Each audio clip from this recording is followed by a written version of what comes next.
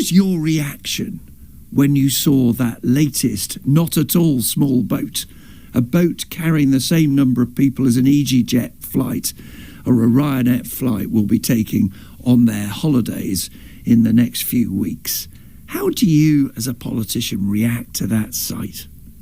Well, Nick, my honest reaction to that is that I remember a number of years ago when we saw a toddler wash up on the shore in the UK, and how upsetting that is when I've got children myself, and I feel absolutely appalled that these criminal gangs will load a boat up to dangerous levels that is not a seaworthy vessel and put innocent lives of desperate people at risk. And that's why we have to crack down on these criminal gangs that are doing that.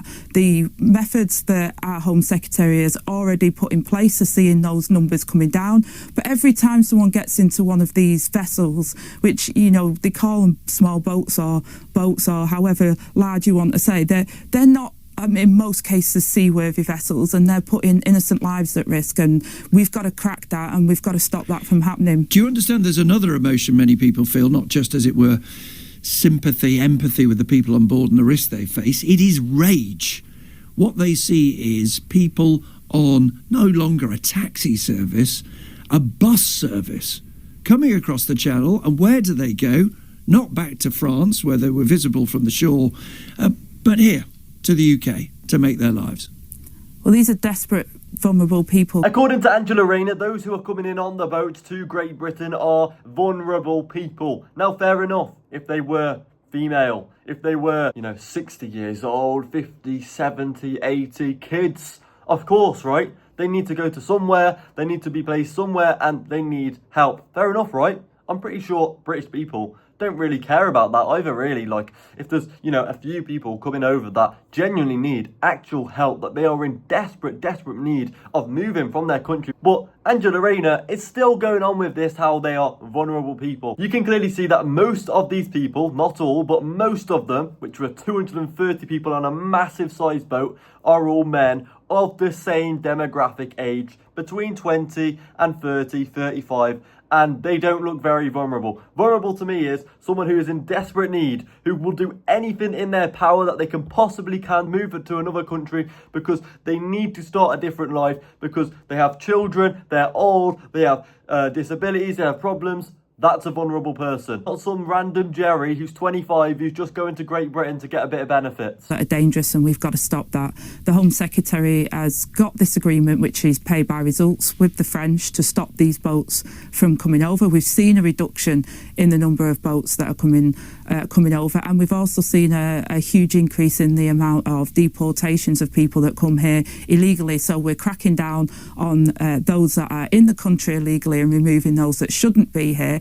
But we're also saying that those criminal gangs that are putting often, children and women into vessels that are not seaworthy, we're seeing people that are dying at sea, that are desperate to come here, and we've got to crack that and stop it. And that's why the practical steps, not back of a fag packet, I think we can do this, but actual practical steps on something that is really difficult, to work with the French to stop this from happening, and we're already seeing the results of that. Breaking Labour MP admits plan to dump illegal migrants in expensive housing to spread ruin equally. The mask has completely slipped on the Labour Party. Listen to what this woman says. Fairness, and we won't be asking anyone to take more than they can. It's about their fair share, and we look across the country at what is appropriate for areas to be able to take, what is the infrastructure, what is manageable with the local community. So this is about fairness, whereas what we've seen in the past, as I said, places like Blackpool, other communities around the country where housing is perhaps cheaper and more plentiful, have had to take more than their fair share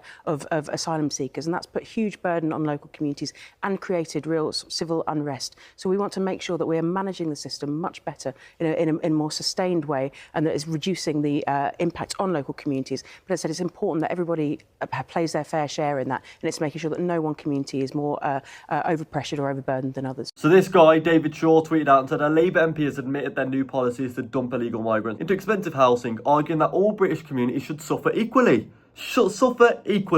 No problem. Hard-working taxpayers who saved for years to buy a home are now being forced to fund luxury leases for illegal arrivals. Prime Minister Andy Burnham is not fixing the border crisis, he is engineering the total destruction of our citizen-built society.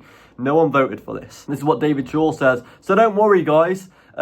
It's all right. We're going to make sure that you all suffer, yeah? So it's okay if you're in a rich part, don't worry, we'll get to you as well. If you're in a poorer part, we'll get to you as well. Everyone is going to have this crisis. Every single centimetre, metre squared of the country will have a migrant crisis and will have a migrant problem. Whilst people that are 18, 19, 20, 21, trying to find a house, trying to find an apartment, in a housing crisis as well, which is absolutely terrible, where pricing is absolutely through the roof. Guess what? If you're a migrant and you don't have a passport, you might be able to get one for free. Hi Angela, says Jean. Hi Angela, put 5 of these unknown undocumented address for risk criminal men in your back bedroom for 12 months. Come and report back. Then you can talk about how the rest of us should think about how vulnerable and desperate they are. Now, this is the problem, right? It's not going to affect the people like Angela Rayner. It's not going to affect her. It's not going to affect Andy Burnham. It's okay because they're vulnerable, apparently. Has she spoken to any of them? Every time someone gets into one of these vessels,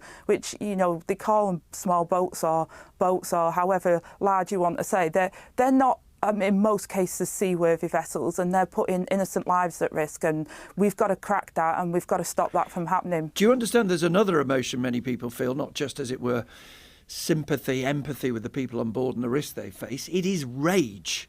What they see is people on no longer a taxi service, a bus service, coming across the channel, and where do they go?